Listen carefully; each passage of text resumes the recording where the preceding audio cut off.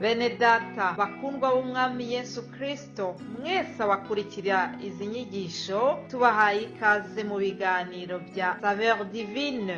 Ibi biganiro mu bitegurirwa n'abavugabutumwa bwiza batandukanye, akaba ari umuhamagaro ugendera ku ijambo ry'Imana byanditse mu gitabo cy'ubutumwa bwiza uko bwanditswe na Matayo ibice 24 umurongo wa 14. Kandi ubutumwa bwiza bw'ubwami buzigishwa mu isi yose ngo bube ubuhamya bwo guhamiriza amahanga yose, nibwo imperuka izahera ko ize. Ibi biganiro mubikurikira ku channel ya YouTube yitwa Saveur Divine. Tubifurije kugubwa neza. Imana Data ari nayo so ibaho umugisha. Shalom shalom bakunzi b'ikiganiro Saveur Divine, ndabaramukije mu izina rya Yesu. Amahoro ya Kristo n'abane namwe aho muherereye hose. Izina rya Yesu nirihabwe icyubahiro. Muri iki cyumweru dutangiye kuri uyu wa mbere utangira ukwezi kwa 10, reka tuzamure idarapo ry'ijuru hano hantu, tuzamure idarapo ry'ijuru kuri iyi shene yitwa Saveur Divine. Amahoro ya Kristo n'abane na buri wese. Reka dutangirize iki cyumweru cyacu kuri iyi Zaburi ya 47 umurongo wa 7 n'uwa 8 haravuga ngo muririmbire Imana ishimwe, muririmbe ishimwe, muririmbire umwami wacu ishimwe, muririmbe ishimwe kuko ari umwami w'isi yose. Haleluya. Uwiteka ni umwami w'isi yose. Hanyuma na Zaburi ya 65 nayo hariho amagambo nshaka gusangira namwe mu gutangira kino cyumweru. Haranditswe ngo hahirwa umuntu utoranya ukamwiyegereza kugira ngo agume mu bikari byawe. Tuzahazwa n'ibyiza byo mu nzu yawe, ibyiza byaheraho mu rusengero rwawe. Mana y'agakiza kacu, uzadusubirishe ibiteye ubwoba kubwo gukiranuka kwawe. Ni wowe byiringiro byabo ku mpera y'ubutaka hose, n'ibyabo ku mpera y'inyanja za kure. Imana yacu nishimwe. Mu gutangira kino cyumweru, mu gufungura bino biganiro byacu bya Saveur Divine, ndashima Imana cyane. Reka tubanze tuvuge kuri aya magambo ya Zaburi ya 65. Haratubwiye ngo hahirwa umuntu Imana itoranya ikamwiyegereza. Imana yaragutoranyije, wowe uha agaciro ijambo ryayo, wowe wumva ubu butumwa bukakunezeza ndetse ukumva wabusangira n'abandi. Ni ikimenyetso cy'uko Imana yagutoranyije. Niba ukunda iby'Imana, ukunda aho abana b'Imana bateraniye, niba ukunda amagambo yose ava mu kanwa k'Imana biciye mu bakozi bayo batandukanye, ni ikimenyetso y'uko Imana yagutoranyije. Nuko rero niba ukunda no kuguma mu bikari by'Imana, ni ikimenyetso y'uko watoranijwe. Imana ishimwe. Rero ndakwifuriza guhazwa n'ibyiza byo mu nzu y'Imana. Ibyiza byo mu nzu y'Imana. Mu nzu y'Imana haba ibintu byiza. Twumvirayo ijambo ryayo, twumvirayo icyo Imana ituvugaho, twumvirayo amasezerano y'Imana.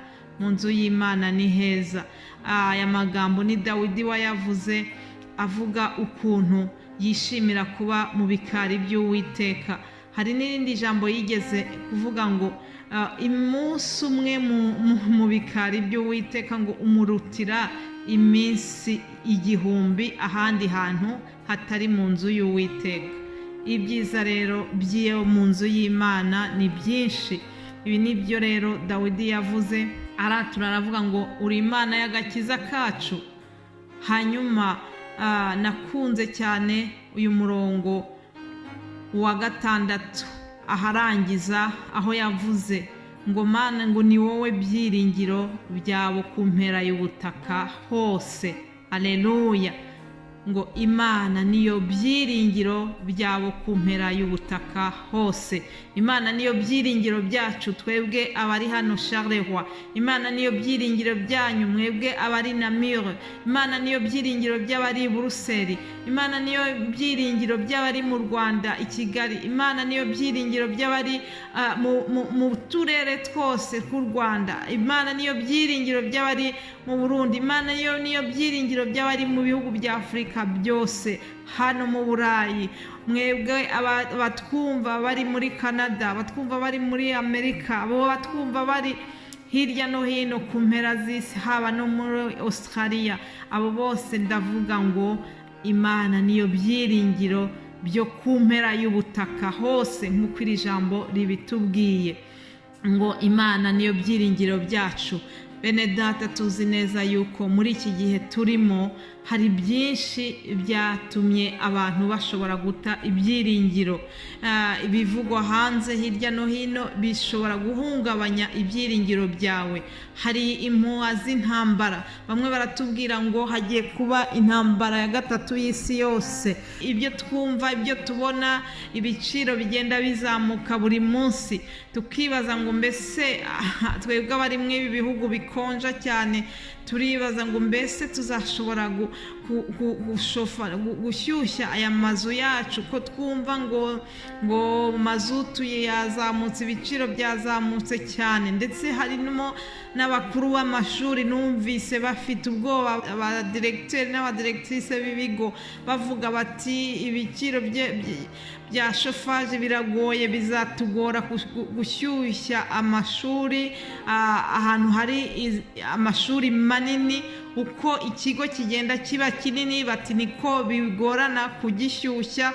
Ibyo byose ugasanga umwana w'umuntu afite ibyiringiro bikeya bijyanye na ejo hazaza.